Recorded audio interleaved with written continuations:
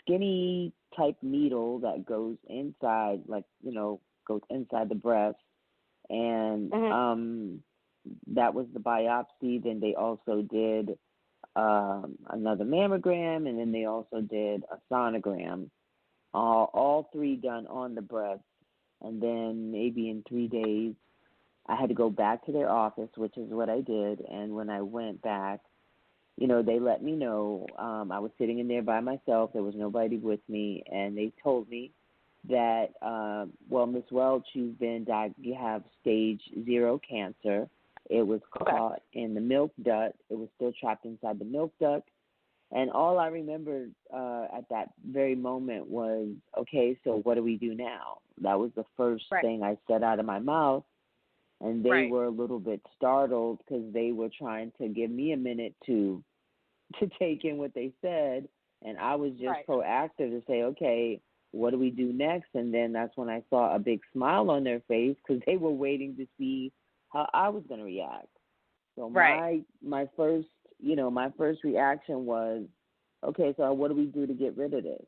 I just have a mindset where, I lost my mother to suicide. I've been through many traumatic things in life that this to me was a cakewalk. I did not immediately, I was not, woe is me, and then I finally had to travel here to where I'm living now in Tacoma, Washington. I had the first surgery July 1st, which was removing the breast and the cancer out of the right breast. So I was walking around with one breast and no breast for a month. And then in August, on the 26th, they did the bilateral mastectomy as well as breast implants all in one shot. Okay. So this type of experience, and then having hematoma, which I had to get rushed back to the hospital, and they had to cut me open for a third time. So now I'm in remission. I'm cancer-free, but I'm still living with pain and still have to take certain meds for my breast. Right. And so I realized, even like with you, did you have to get breast implants as well? No, I had a lumpectomy, so I had a partial mastectomy, so I had the tumor removed, but my cancer also spread it into my lymph nodes, so I had 8 lymph nodes also removed under my left armpit. But it just goes to show you that that everyone has different reactions to how they receive the news, and it is perfectly okay. With anybody else, let's bring Shayna back in. Shayna, if you would like to share, and I'm going to unmute you. I got her. Shayna, if you would like to share when you got diagnosed, when you first got diagnosed, what came across your mind? How did you feel when you first got the news that you had breast cancer? The first thing I thought about was my kids. Yeah. And the fact that I was pregnant. And in my mind, I was like, I don't want chemo. I don't want to get chemo. Because in my mind at the time, what I would see is being frail, being sick, miserable, unhappy while you're going through treatment. And I didn't want my kids to see that image of me, if they would even remember me at the time, because they were really young.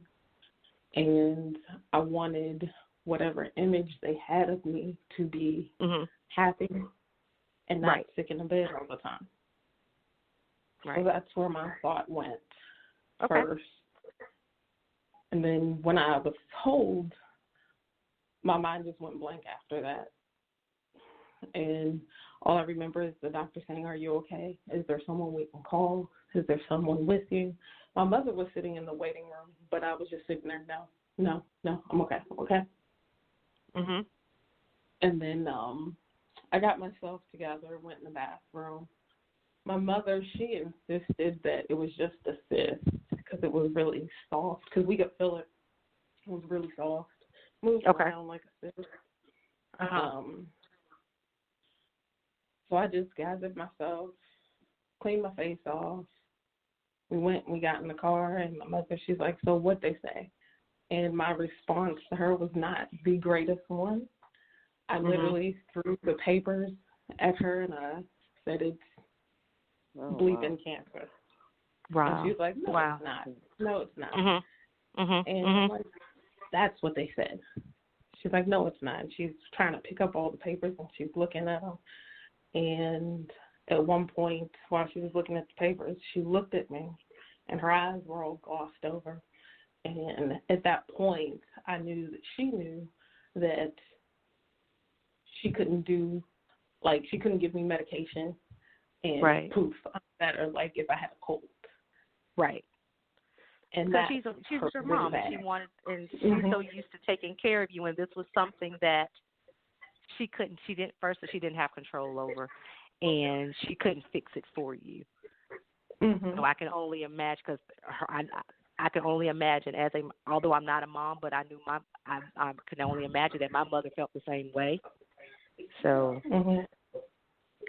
wow. So who did, after you called your mom, was there anybody else that after you told your mom, did you tell anybody else about your diagnosis, or did you keep it to yourself?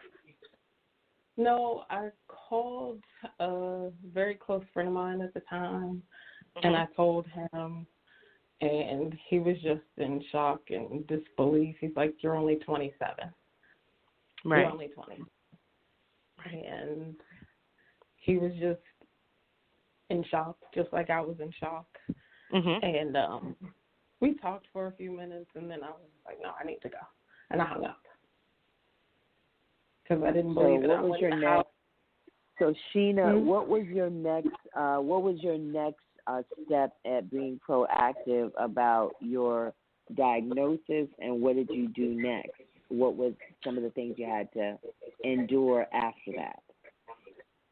My oncologist wanted me to get chemo first, and then get a lumpectomy, but something told me just to have them both removed. It was just in my left breast, but I was just like, no, take them both. I don't want them anymore. If I was supposed to have them, we wouldn't be having this conversation. And he kept asking me, are you sure? You're so young. I'm like, yeah, just take them both. And he goes, do you want to get reconstruction? No. If I was supposed to have breasts, then I wouldn't be in this office talking to you. So a lot of back and forth with him about that because of my age. And then he's like, this is going to impact your fertility. And I'm like, I'm okay as long as the baby that I was carrying was going to be fine. I had 3 kids. So I'm like, no, I'm good. I'm fine. Just let's get this done and over with. So I had both of my breasts removed in January of 2012. And then I started chemo in March, gave birth in April, and then started chemo back up a few weeks after that. Well, congratulations on the baby. So was your baby okay? Everything successful with the pregnancy and the birth? Yeah, he was perfectly fine. And then, let's see, 4 years after that, I ended up having another child. And now I'm currently pregnant with a 5th one. After being told, you can't have kids. Well, you and your husband stay pretty busy. Are you married? Are you married?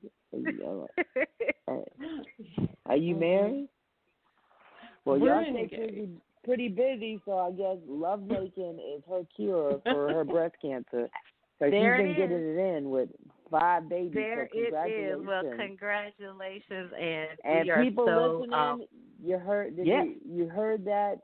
Spread a lot of love, and then you'll forget about other things. So love is that's the key. Just love is the answer, honey. Love is the key. Yes. Well, Sheena, thank God you is love for sharing. And she Yeah, she definitely. You have an amazing story, so I'm so happy Absolutely. that you shared it with our listeners. Yes, because not a lot of women want to share, and want to talk about their journey. So, thank you for being open and talking and sharing your experience, because you never know who's listening and may need that word, and they need to hear your story because it may help someone else. So thank you for that. Yeah. Thank you. Yeah. Please continue to listen. But yes, so we are still talking about what thoughts and feelings did we have, or did you have when you were first diagnosed with breast cancer? Who was the people that in your circle or in your family that you called to share the news with them? I want to hear from a friend perspective. I'm going to bring, if she's still on, Miss Renice, my bestie, on really quick. We can unmute her. Yep, she's in. Hey, Renice, are you still there? I'm here. Hey, okay. If you don't mind, really quick, just tell our listeners, from a friend perspective, when I called you, if you can remember back when 5 years ago, when on that day that I called to let you know that of the news that I had breast cancer, from a friend's perspective, what thoughts and what feelings went through your mind, and how did you feel when I shared that news with you? Well, I can remember. I was sitting in my car on the corner of Bull and Elmwood Street in Columbia, South Carolina, when you called me. And I'll never forget it. You and I have been friends for a long time. For many years. And we have gone through a whole lot together.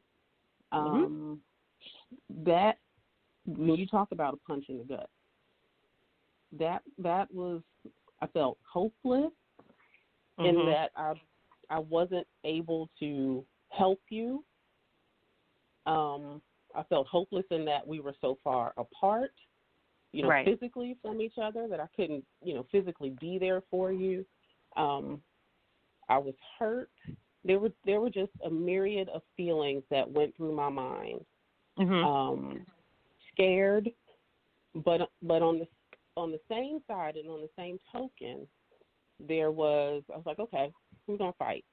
We're gonna do this together. We're gonna win. Right. And I just kept thinking, if God has something really great on the other side of this for Tisha, for her to be going through something this big at such an early age, I said, when she gets on the other side of this, it is going to be big. It's going to be huge. And I just knew that there was something great for you on the other side of it. So that then gave me hope. And it just made me, it's made me very proud, watching you go through everything, go through and battle and fight, and be vulnerable all at the same time. I'm very proud watching you now on the other side of this, being an advocate and being a support for so many women. And it's just, I'm going to try not to get emotional. You know me, T. Right. But if you cry, I'm going to cry. Yeah, we all going to be crying. I know. We can't do this here.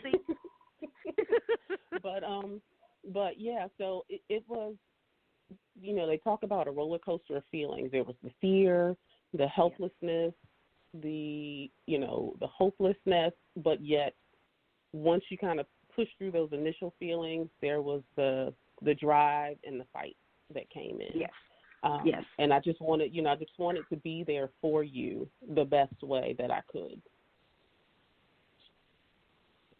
I'm thanking you for being the friend that's super supportive. Well, it's good to hear from you. Thank you, Renice, because I think what it allows other listeners to hear is that how close the two of you are, how it affected you as a friend, and certain things and emotions that you felt or something that others need to hear. And I only say that